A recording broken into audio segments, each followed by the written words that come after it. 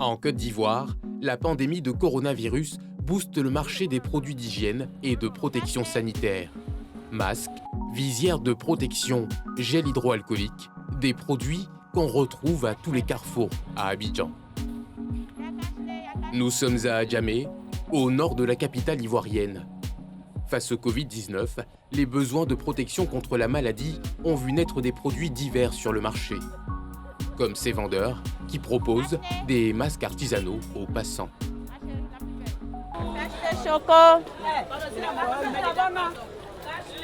Oui, monsieur.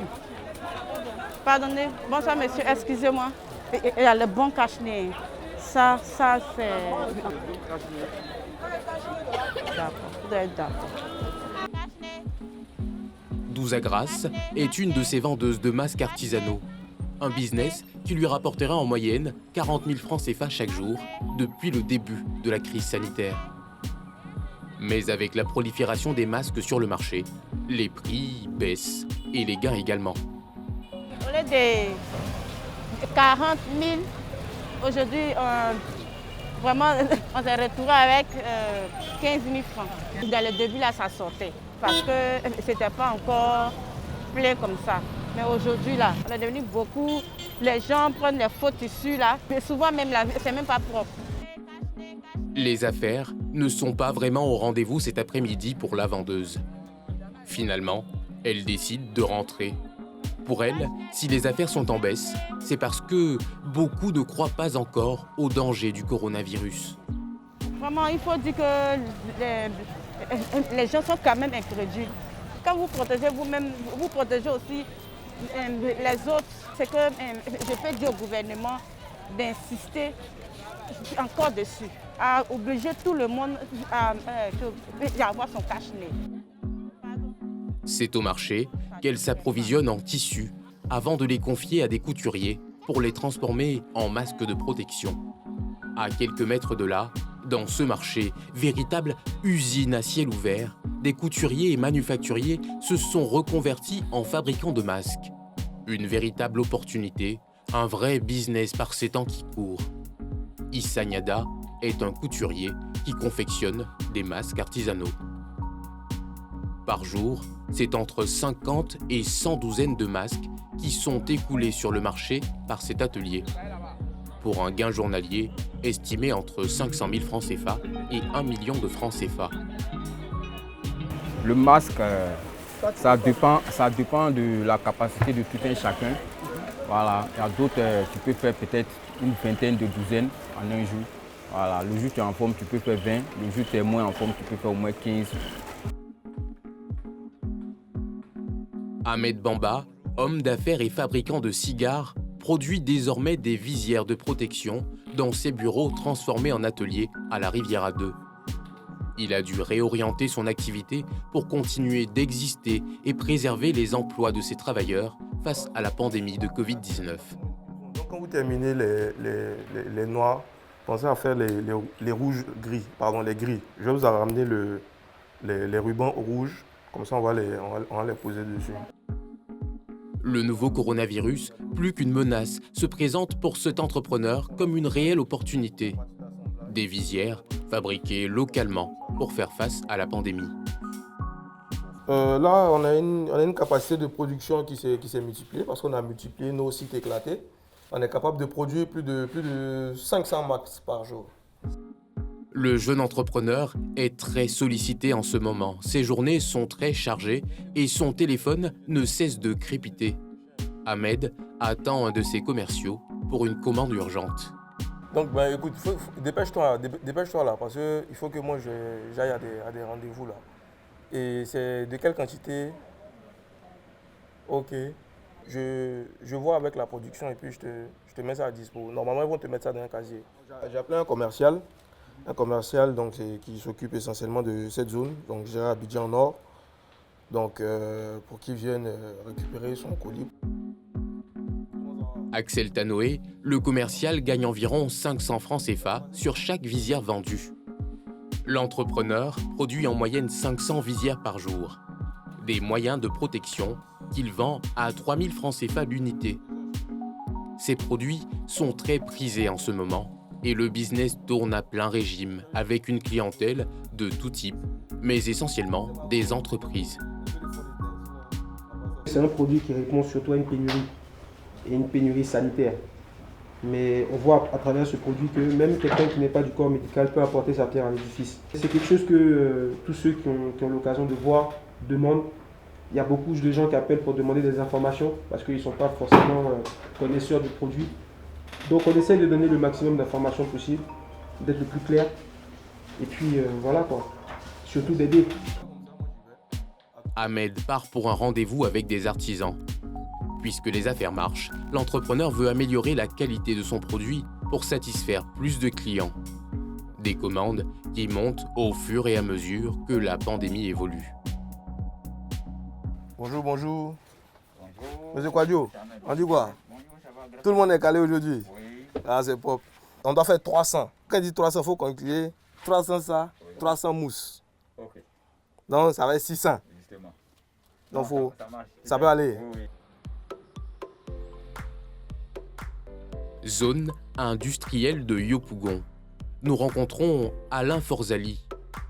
Il est le responsable commercial dans une entreprise spécialisée dans la parfumerie. Depuis le début de la crise sanitaire, l'entreprise distribue sur le marché un gel hydroalcoolique et un spray désinfectant. Et comme cette gamme de produits désinfectants s'écoule facilement sur le marché avec la pandémie de Covid-19, le responsable reçoit régulièrement des commandes. Allô? Oui, monsieur Séméon, préparez-moi s'il vous plaît 25 cartons de spray Baticare pour bon prix. Elle est en train de faire la facture. Direction l'entrepôt. L'entreprise y produit au moins 250 cartons quotidiennement.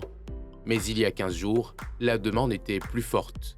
Actuellement, c'est le stock qu'on a aujourd'hui, qui est jusque là-bas. Mais il y a un mois, on produisait et on n'avait aucun stock. Et pour cette seule livraison de spray désinfectant, 1 million de francs CFA. Avec cette nouvelle gamme de produits désinfectants qui s'est développée, le département marketing de l'entreprise songe désormais à fidéliser cette nouvelle clientèle après la crise sanitaire. Anzoua Philomène est chimiste. Elle rencontre l'assistante marketing pour tester ensemble la qualité des produits.